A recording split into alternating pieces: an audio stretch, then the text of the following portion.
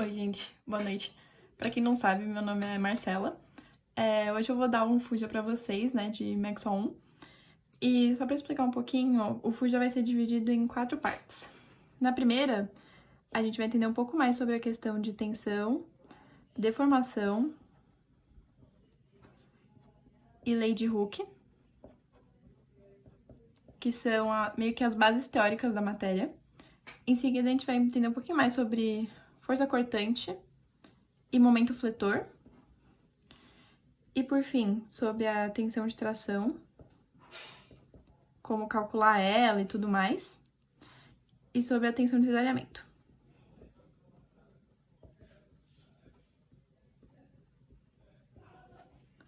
Essas duas últimas são as mais importantes da matéria, não só para Maxwell 2, mas como para Maxwell 1 e no geral. E essas duas primeiras partes, elas são importantes, pois elas são aplicadas nessas partes finais. Tá bom.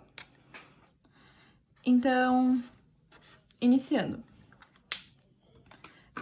Vocês têm que entender primeiro que existem dois tipos de tensão. Tem a tensão normal, ou também chamada de tensão de tração, e a tensão de cisalhamento.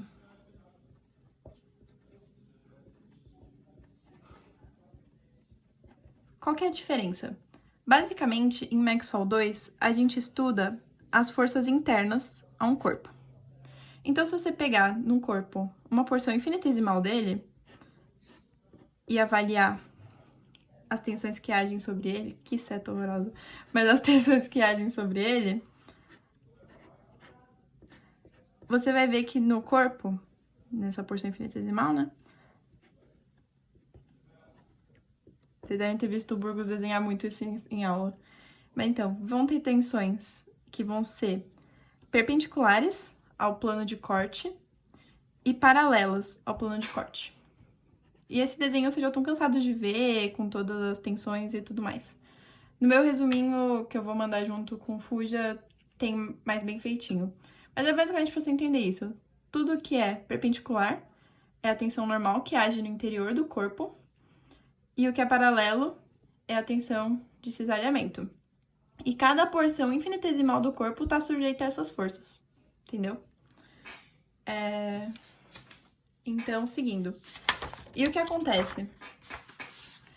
Essas forças tem que ter alguma forma de você correlacionar elas, né, essas tensões.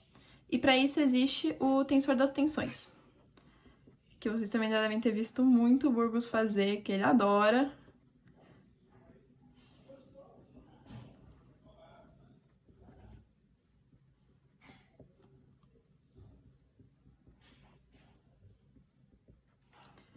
E basicamente relacionam as duas. A diagonal principal corresponde à tensão normal e o restante à tensão de cisalhamento. Tem alguns exercícios que usam essa parte bem teórica mesmo. No resumo que eu fiz, eu coloquei a resolução de um deles. Mas a chance disso ser cobrado é bem baixa na prova mesmo. Enfim, seguindo. Tensão a gente já cobriu. Agora a gente vai para deformação. O que acontece? Novamente, na deformação também, existem dois tipos de deformações. Tem a deformação linear e a deformação angular. Uma coisa que vocês podem entender melhor é que, tipo, a deformação, ela é uma consequência da tensão. Então, o que acontece? A deformação linear, esse é o símbolo dela, e a deformação angular, ela é representada por um Yzinho. O que acontece?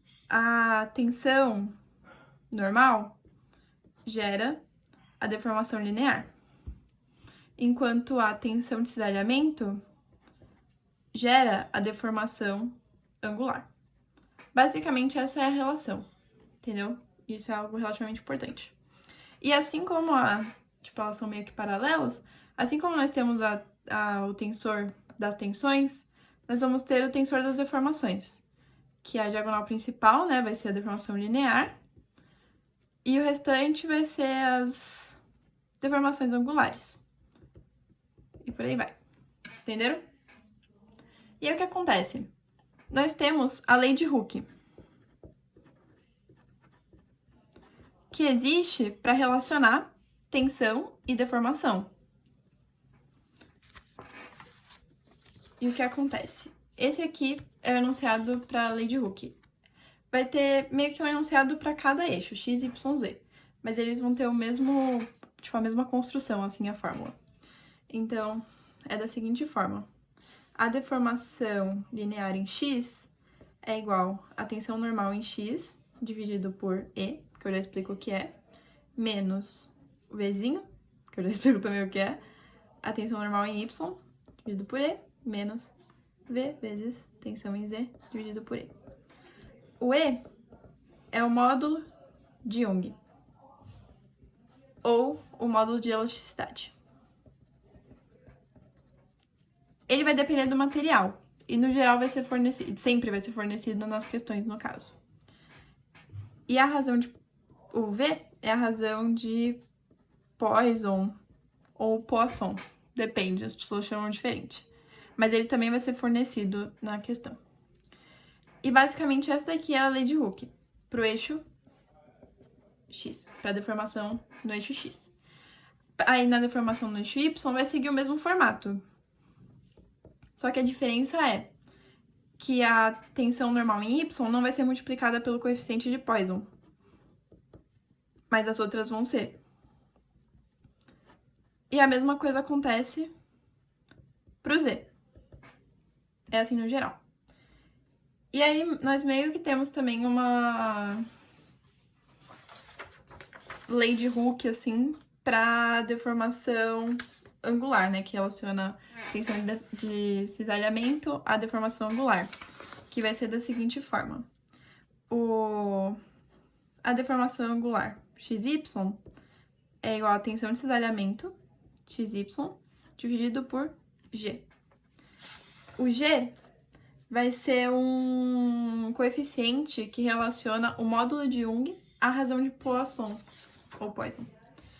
O G vai ser igual ao módulo de Young dividido por 2 vezes 1 mais razão de Poisson.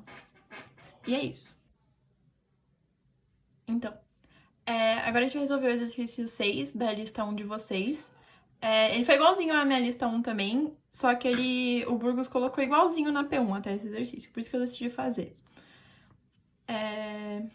O exercício também ele tá num PDF que eu enviei pra vocês, contendo todos os exercícios resolvidos no Fuja. Então, bora lá, né? Um bloco de material isotrópico é carregado como mostra a figura.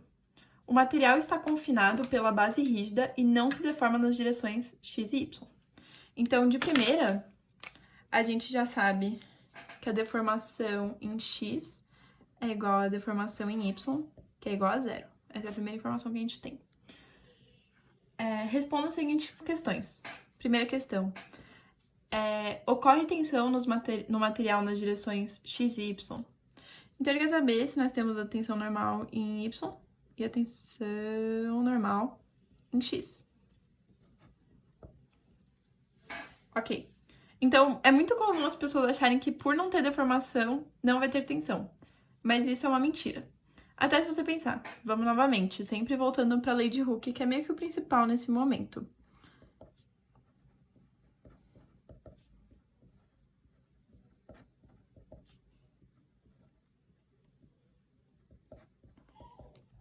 Supondo que aqui é zero, né? Tipo, o fato da deformação em x ser zero não torna obrigatoriamente que a tensão em x deve ser zero. E a mesma coisa para o y. Não obriga a tensão em y ser zero, a tensão normal em y ser zero. Então, por isso a gente pode afirmar que não obrigatoriamente essa tensão vai ser zero. Então, a gente fala que tem tensão em y e tensão em x. É isso. Também dá pra supor isso, né? Porque o exercício não ia pedir depois em seguida pra você calcular. Mas então, seguindo. 2. Em caso afirmativo, determine essas tensões. Aí, como que a gente vai fazer? A gente vai fazer usando lei de Hooke, sempre. Então, né, partindo desse pressuposto, a gente consegue multiplicar tudo por E, né? O E vai sumir. E aí a gente sabe que a tensão em x é igual ao coeficiente de Poisson, né? Botando em evidência. Vezes a tensão em y, mais a tensão em z. Tranquilo. E usando também a lei de Hooke para o eixo y, a gente sabe que a tensão em y vai ser igual ao coeficiente de Poisson vezes a tensão em x mais a tensão em z.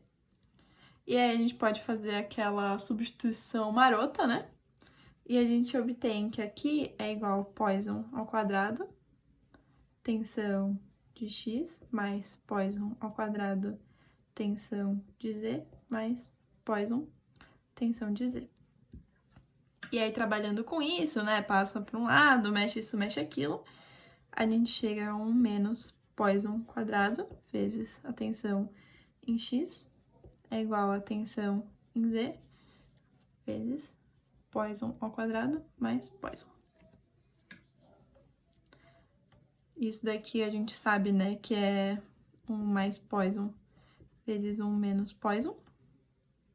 Isso daqui em evidência, né, é Poisson vezes 1 mais Poisson. E podemos cortar.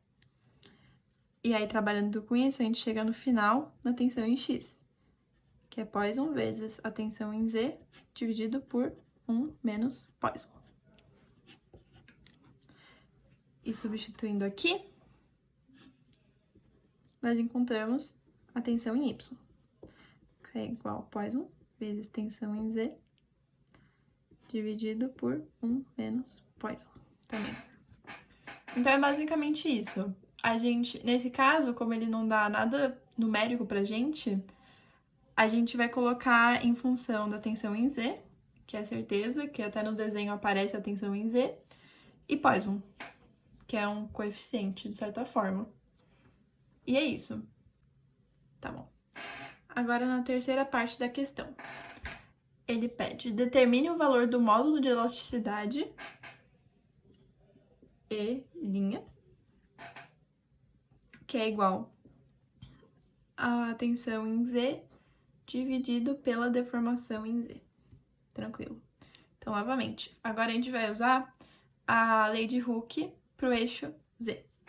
Eu vou escrever um pouquinho diferente para não ficar dividindo tudo por E, eu vou só multiplicar a deformação pelo módulo de elasticidade.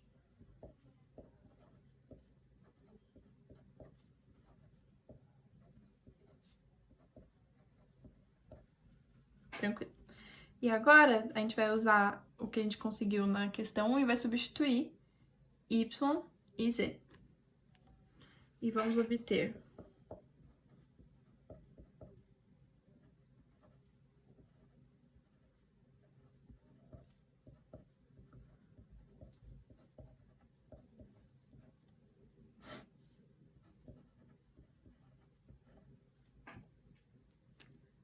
e aí, passando tudo, né, coloca evidência, pipipipopopó, a gente acha a tensão em Z.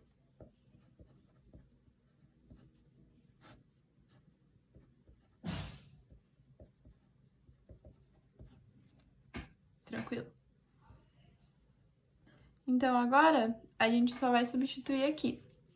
A gente sabe que o E' vai ser tudo isso aqui, dividido pela deformação linear, que a gente vai conseguir cortar, né?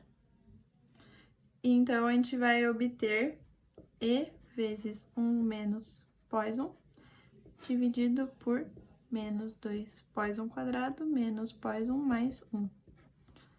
Que é basicamente isso. Agora, a gente vai para a quarta parte final do exercício. Comente os valores de E' para diversos valores do coeficiente de Poisson. Tá bom, então a gente vai analisar agora como que o E' é afetado pelo Poisson. Então, considerando um Poisson de 0,3. Vou fazer a conta direta aqui, mágica de Hollywood, né? Então, quando o Poisson tiver esse valor, o E' vai valer 1,34 do E. Então, perfeito. Nada de errado. Só que quando o Poisson for 0,5, ele não vai existir. Porque senão esse valor vai ser zero. A gente não pode dividir por zero. Então, o que acontece?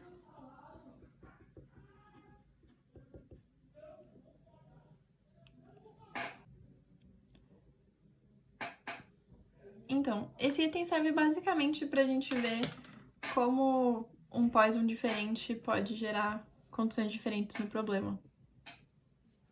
Tá bom, gente. Agora vamos seguindo pra parte 2, né, do Fuja.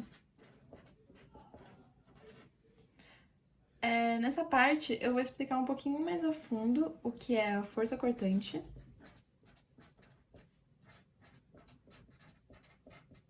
representada por Vx, né, e o momento fletor,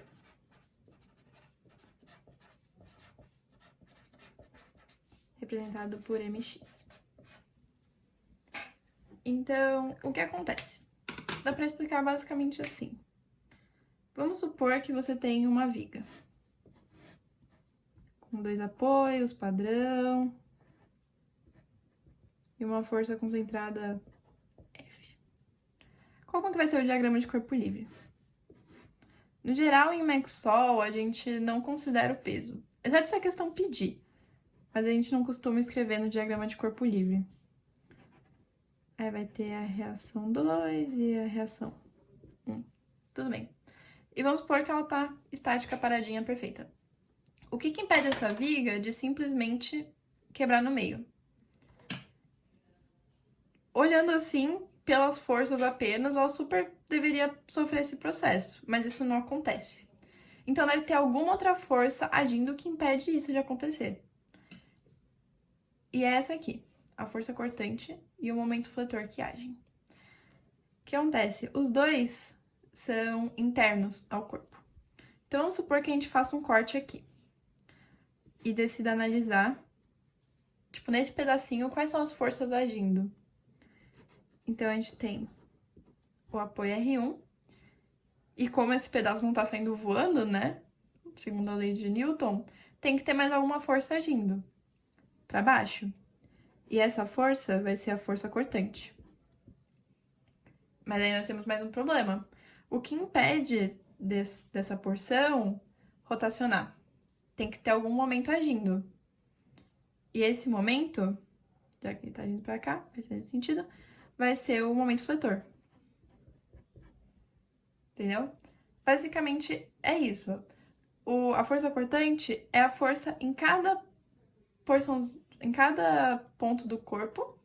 Por isso que ela é em função de x, porque aqui geralmente vai ser o eixo x, né? Então, em cada ponto x vai ter uma força cortante agindo. E também um momento fletor para manter o corpo na condição que ele está. E aí existem algumas formas de calcular a força cortante e o momento fletor. Existem duas formas principais. A primeira delas é por integração. Por que acontece? Eu não mostrei aqui, porque nesse caso a gente está considerando uma força F pontual. Mas não vai ser necessariamente assim sempre. Frequentemente, a gente vai ter uma força agindo que vai ser uma função de x. Então, vamos supor aqui, a gente tem uma força, pipipipopopó, agindo ao longo do corpo, e ela vai receber o nome de px. É meio que a carga em função de x. E aí, como é que a gente vai usar isso para descobrir força cortante e momento fletor? Porque o que acontece? Se você integrar px, você encontra o Vx. E se você integrar o Vx, você consegue obter o Mx. Importante lembrar que tem sempre um sinal de menos antes da integral. É algo importante. E aí, essas constantes, você vai obter com as condições de contorno, né? Que em muitos casos vai ter, tipo, o C1 vai ser igual ao valor do V0 e o C2 vai ser igual ao valor do M0.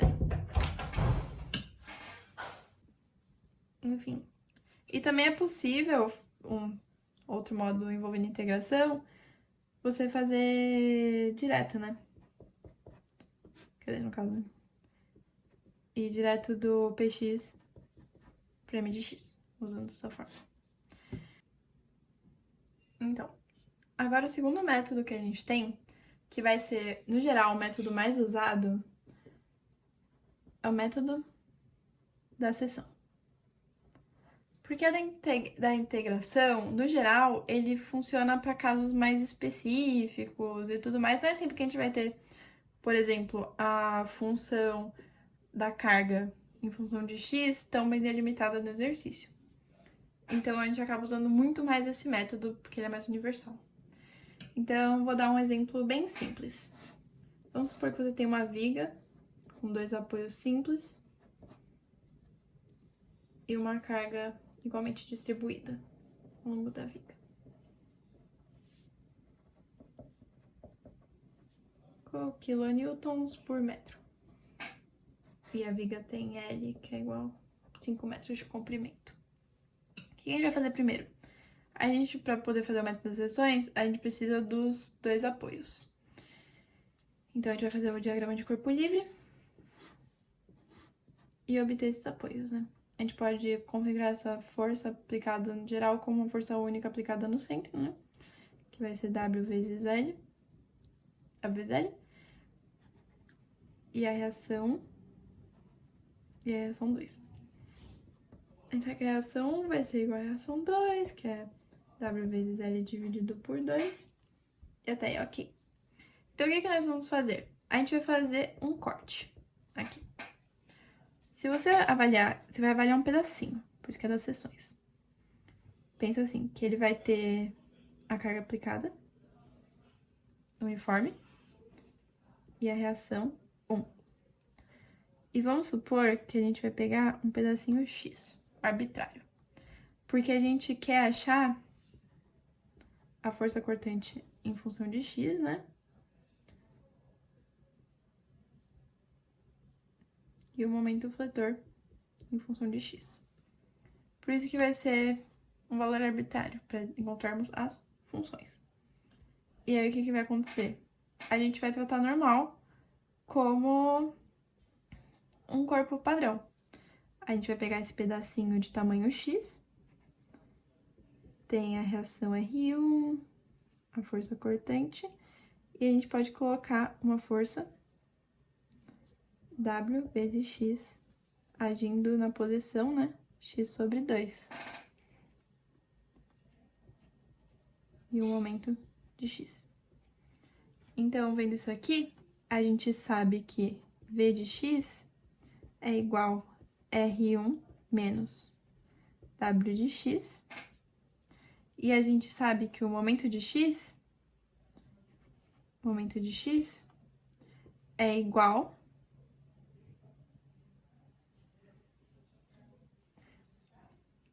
menos R1 vezes, lembra que isso tudo aqui é X, X mais WX vezes X sobre 2, né? Que é a força vezes a distância.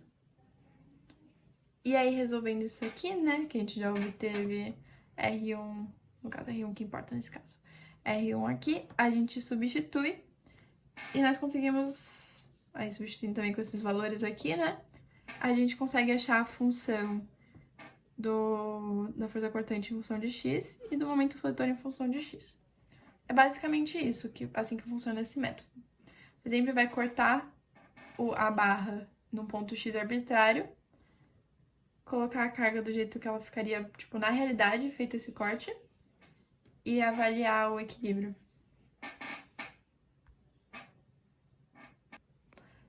E um detalhe importante, até para vocês entenderem isso daqui bem, o Burgos, ele resolveu, nos slides dele tem resolvido com o método de integração. Tá bem bom também pra vocês verem. Tipo, ano passado, quando ele deu pra mim, ele também usou o mesmo exemplo e foi bem bom. Tá bom, gente. Então, na questão de força cortante e momento fletor, a gente já viu 2 métodos até agora. Integração.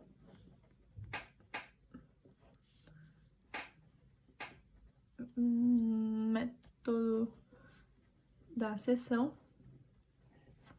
E agora eu vou falar um último, que às vezes dá pra aplicar também, especialmente em casos que a carga não é aplicada uniformemente na barra inteira, que vamos chamar de método gráfico.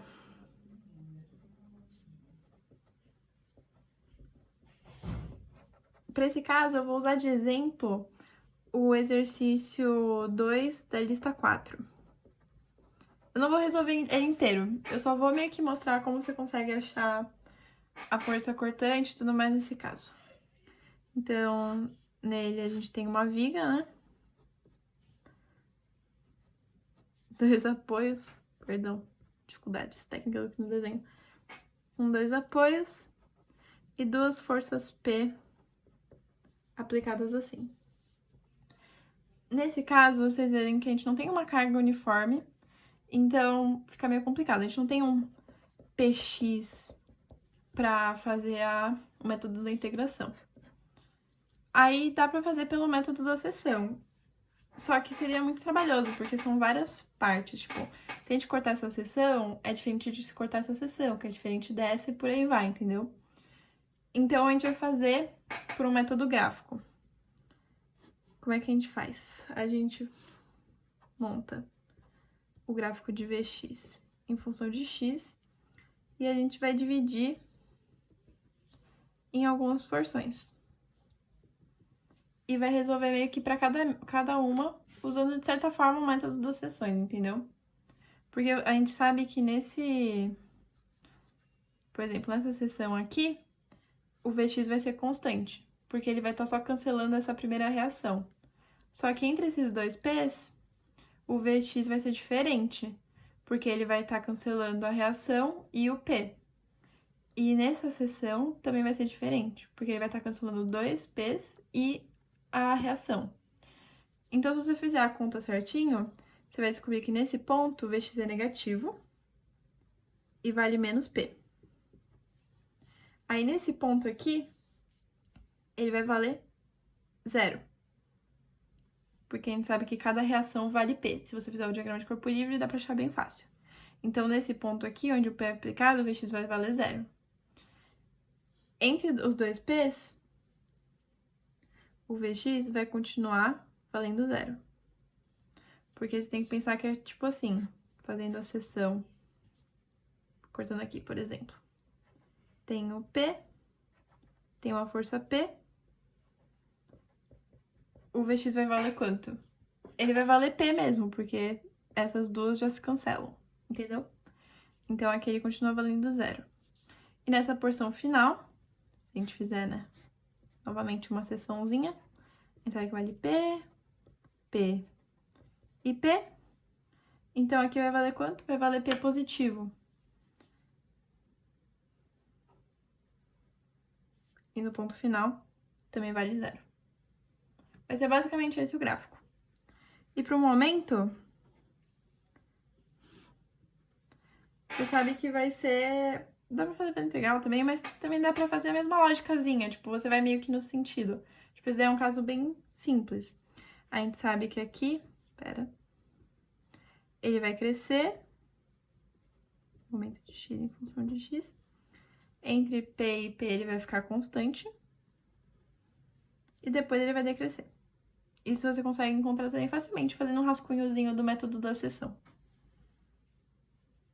E é isso. Aí aqui nesse ponto ele vai valer P vezes 1, né? Que é o braço. E é isso, só para ilustrar um pouco mais. Nas questões de tensão de flexão e tensão de desalhamento, a gente vai repetindo isso e relembrando cada vez mais esse processo. Por isso daqui é bem importante para conseguir prosseguir nas resoluções. Tá bom. Agora a gente vai seguir para a parte 3 do nosso resuminho, que é a primeira parte das duas mais importantes, né? A gente vai entender sobre flexão pura de vigas elásticas. Esse daí é o enunciado principal. Basicamente, nesse momento, a gente vai usar uma fórmula que é a nossa formulazinha de ouro, que é a tensão em X é o momento fletor vezes Y dividido por I. Então, M, momento fletor no ponto considerado.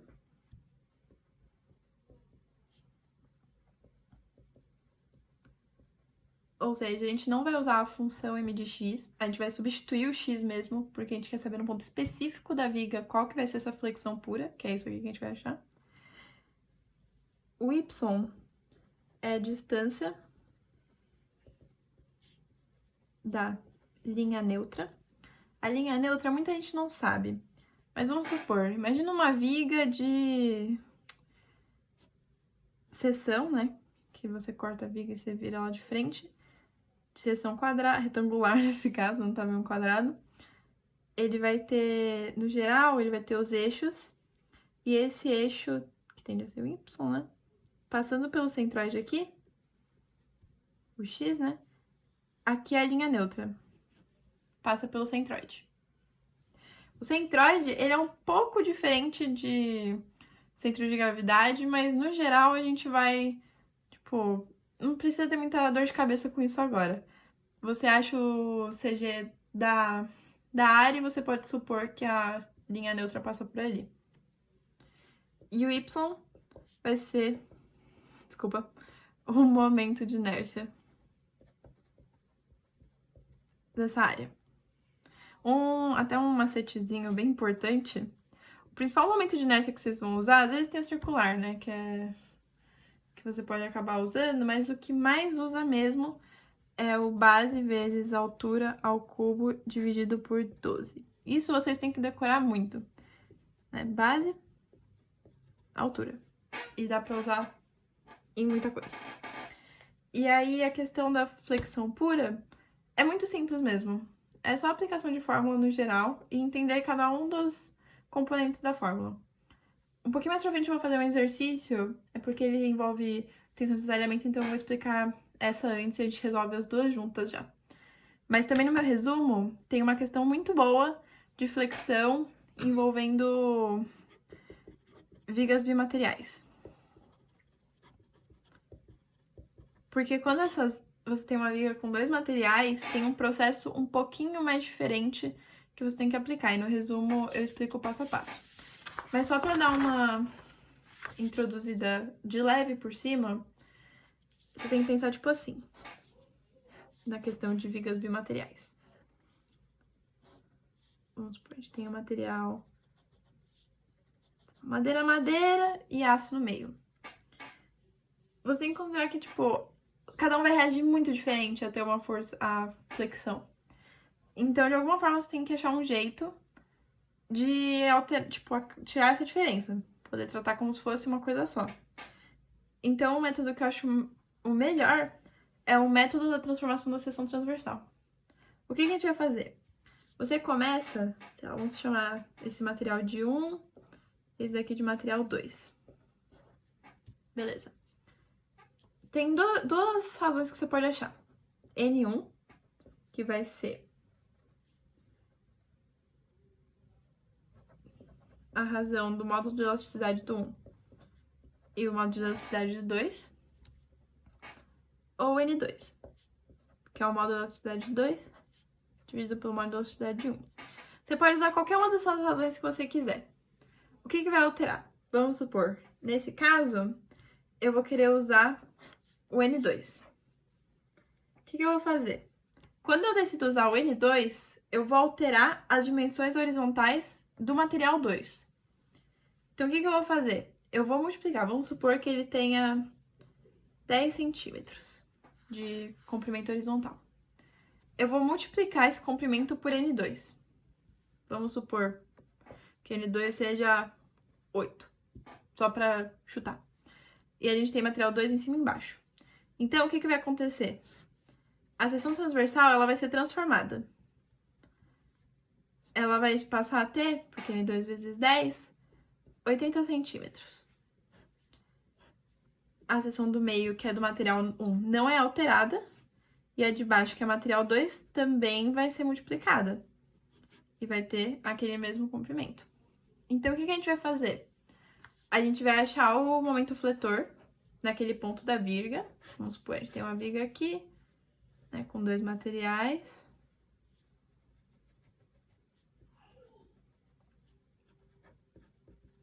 2 apoios. Eu quero atenção nesse ponto. Eu vou fazer lá o método que eu quiser, das seções, do gráfico, da integral. Encontro o momento. Encontro a função m de x. Substituo o x. Obtenho m naquele ponto. Tranquilo. M já tá certo. Aí, eu sei que a linha neutra vai passar aqui no centro, né? E vamos supor que o exercício peça qual que vai ser a tensão máxima.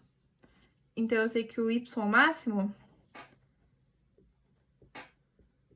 vai ser sempre no ponto mais externo. Então, nesse caso, eu usaria isso. Mas o exercício, ele pode passar o y que ele quiser. Então, beleza. Vamos lá. Qual que é a nossa equaçãozinha? Momento vezes y dividido pelo momento de inércia. A gente já tem meio que 2 itens. Só falta o momento de inércia. Aí, o que você vai achar? Você acha o momento de inércia dessa seção transformada, entendeu? Porque pensa assim, nesse momento de inércia, a gente usava essa fórmula. BH³ dividido por 12. Que o B é isso aqui. Só que nesse aqui, você nota que o B foi alterado. Então, a gente vai achar esse novo momento de inércia transformado, entendeu? E uma peculiaridade que tem essas questões de vigas bimateriais. A gente não vai encontrar a tensão em X. A gente vai encontrar 2 tensões. A tensão no material 1 e a tensão no material 2. Beleza. A tensão no material 1, nesse caso, vai ser o momento vezes o ponto mais externo no material 1, né, que seria aqui, dividido pelo momento de inércia da seção. E a tensão do material 2 é o momento, que é o mesmo para os dois, né? O ponto mais externo no material 2, C2, dividido pelo momento de inércia. Essa daí é uma questão importante também. O y, quando, no geral, às vezes, quando o exercício quer o ponto mais externo, ele chama de C. Entendeu? E é isso. Ah, é um detalhe. Desculpa, gente. Que você multiplica o material 2, você multiplica pelo N2. É uma espécie de correção isso, entendeu? Então, é basicamente assim que você resolve. Tem os 2 materiais, encontra a razão que você quiser usar, muda a seção transversal, encontra o momento trabalhando com a viga, tendo o momento, o y é muito simples de achar, o y mais externo para cada um dos materiais. Você substitui na formulazinha, com o momento de inércia da seção transformada, e no que você usou a razão, você tem que multiplicar pela razão, para encontrar o valor corrigido. E tá feito. Pronto, gente, para os guerreiros que chegaram até agora, a gente vai começar a nossa parte 4, que é a tensão de cisalhamento.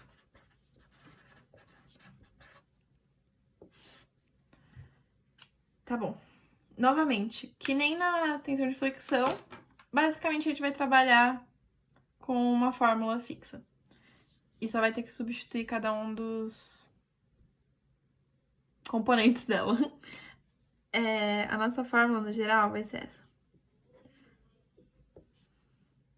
V vezes Q dividido por I vezes B. Nessa daqui, a gente tem que tomar um cuidado um pouco maior, porque especialmente esse Q e o Bzinho tem algumas coisinhas que confundem as pessoas. O V é a força de cisalhamento. Não, é a força cortante. Desculpa, gente. V é a força cortante, que eu ensinei vocês a calcular. E não é, novamente, não é a função V de x. A gente vai substituir o x porque a gente quer a força cortante naquele ponto que está sendo avaliado.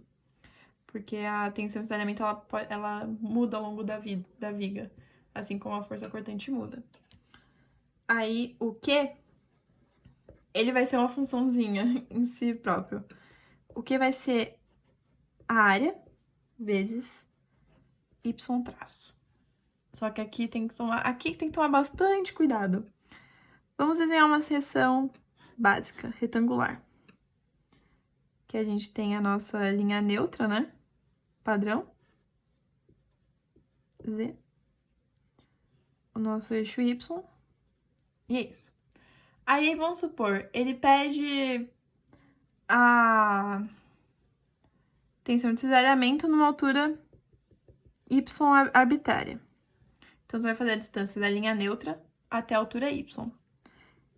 E acima desse y vai ter uma área que vai sobrar. Essa área é a área A, entendeu? E o que é o y traço? Dessa área A gente vai achar o centroide dela, que no geral vai corresponder com o CG. Podem usar como CG, de verdade, não precisa de grandes problemas nesse momento da matéria. A gente vai achar o CG dessa área A e vai calcular a distância desse CG até a linha neutra. Esse vai ser o y traço, entendeu? É basicamente isso. E o B vai ser como é que eu chamo? Grossura? Não sei. Vai ser essa distância na altura y escolhida, entendeu? Então, por exemplo, sabe aquelas vigas diferentes que tem esse formato assim? Vamos supor, se eu estiver calculando... Aqui é a linha neutra. Se eu estiver calculando tensão de cisalhamento nessa altura, o B considerado vai ser esse aqui. Entenderam? Mas, se eu estiver calculando, vamos supor, nessa altura, o B considerado vai ser esse aqui. Entenderam? Então, é tipo isso. Ah, e um detalhe importante também. Às vezes, ele pode jogar como pegadinha a altura bem no encontro. Tem até um nome, pera, deixa eu só relembrar aqui. Ah, aqui.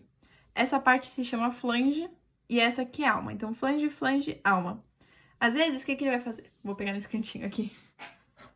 Tem as duas flanges e a alma. Linha neutra. E aí, ele vai jogar o Y bem no encontro das duas. E aí, você fica em dúvida. Eu uso esse tamanho de B ou uso o B inteiro? Nesse caso em específico, você vai usar o B da alma. O B menorzinho, entenderam? Só pra vocês saberem. E aí, o resto vai ser obtido da forma usual, né? O que vai ser essa área inteira, você acha o centroide da área, distância até a linha neutra e tá check. Tranquilo.